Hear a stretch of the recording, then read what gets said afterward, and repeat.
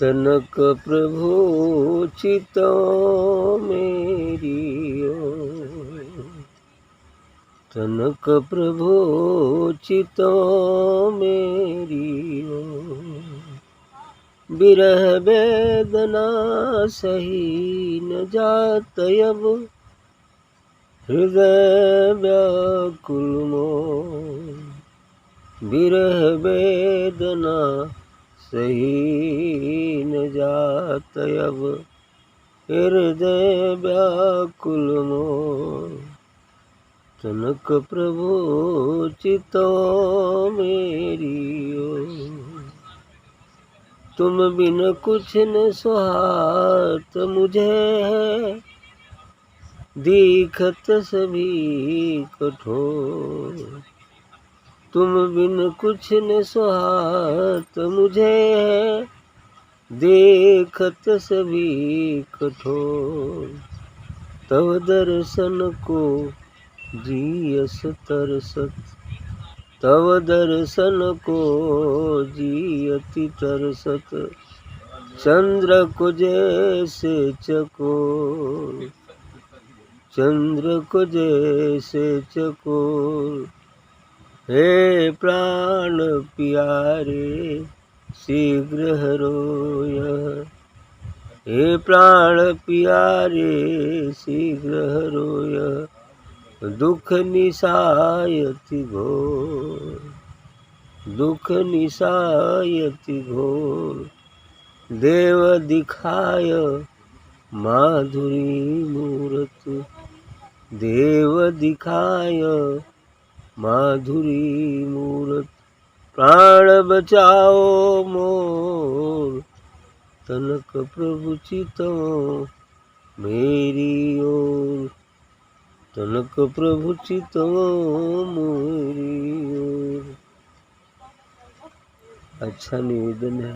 विरह की अवस्था में ऐसा ही होता है, इसलिए भक्त का कहना है कि हे प्रभु, आप थोड़ी मेरी ओर भी अपनी नज़र फेर दीजिए।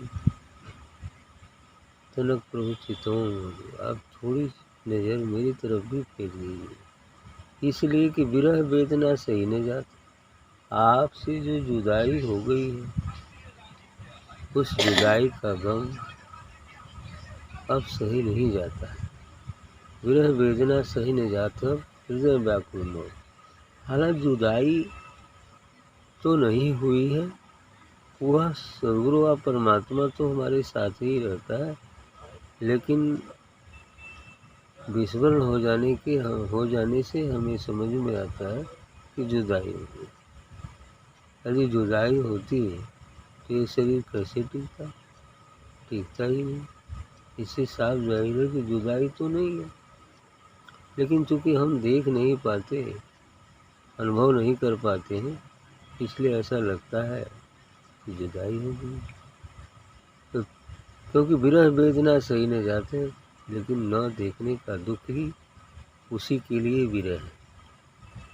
उसी के लिए विरह कि कब दिख जाए, कब वो दिख जाए, बस यही वेदना है। विरह वेदना सही न जाता, हृदय व्याकुल मोर। और विरह की जो वेदना है, जो पीड़ा है, वो अब सही नहीं जाता है, और हमारा हृदय भी अति बेचैन व्याकुल मोर। हृदय व्याकुल मोर कब साक्षात्कार हो जाए, इसलिए हृदय भी काफ़ी बेचैन है। तुम बिन कुछ न सुहात मुझे, दीखत सभी कठोर। अब आपके दर्शन किए बिना मुझे कुछ भी नहीं अच्छा लगता है। इतना विरह है कि बस किस पल आपका दर्शन हो जाए, इसके लिए बेसब्री है। मैं तुम बिन कुछ न सुहात मुझे, दीखत सभी कठोर। बाकी आपके अलावा सब कुछ कठोर ही दिखाई पड़ता है, नीरस दिखाई पड़ता है, कोई रस ही नहीं है। इसलिए कहते हैं कि थोड़ा आप मेरी तरफ भी देखिए, मेरी दशा को भी निहारिए और इस विरह को दूर कर दीजिए, ऐसा आपका कहना है। करें तव दर्शन को जी इस तरसत, चंद्र को जैसे चकोर। उदाहरण दे रहे, यही सद्गुरु आपके दर्शन के लिए हमारा जी ऐसे तरसता है जैसे चकोर पक्षी चंद्रमा को देखकर तरसता है। चंद्र को जैसे चकोर पक्षी वो आँख खाता है और वो इस रात्रि में चंद्रमा जैसे उगा हुआ है तो उसी तक एक टक निहारते रहता है कि कब वो गिरेगा। वो समझता है कि आँख का कोई गोला है और जब गिरेगा तो मैं खाऊंगा, लेकिन ऐसा कभी होता नहीं। बस देखते ही रह जाता है। तब तक सुबह होती है और चंद्रमा गायब सा हो जाता है। ऐसा हो जाता फिर कहता है, फिर दूसरी रात फिर वही विषय, फिर वही विषय। यही है, ऐसे ही नहीं, ऐसे ही है। जैसे मीरा जी के साथ भी हो गया। आज राम आएंगे, खूब झाड़ू बहारू फूल चूड़िया फुल काम होती करती थी और शाम तक बड़ी जो है उत्साह से इंतज़ार करती। शाम, अच्छा आज नहीं आएंगे तो कल आएंगे। बस ऐसे ही करते करते इतने दिन बीत गए, लेकिन दर्शन मिला, दर्शन हुआ। यही बात है। तो दर्शन को दी अस्तरसक, चंद्र को जैसे चकोर। आपके दर्शन के लिए, आपके दिव्य स्वरूप के दर्शन के लिए यह जी ऐसी तरसता है जैसे चकोर चंद्रमा को देखने के लिए तरसता है। हे प्राण प्यारे शीघ्र हरो यह दुख निशा अति घोर। इसलिए कहते हैं प्राणों के प्रीतम सदगुरु व परमात्मा, शीघ्र हरो यह दुख निशा अति घोर। आप शीघ्र ही इसे दूर कर लीजिए। दो दुख की निशा, दुख की रात्रि छाई हुई है। दुख की रात्रि अर्थात जो विछोड़ विरह का दुख है उसे अब समाप्त कर दीजिए।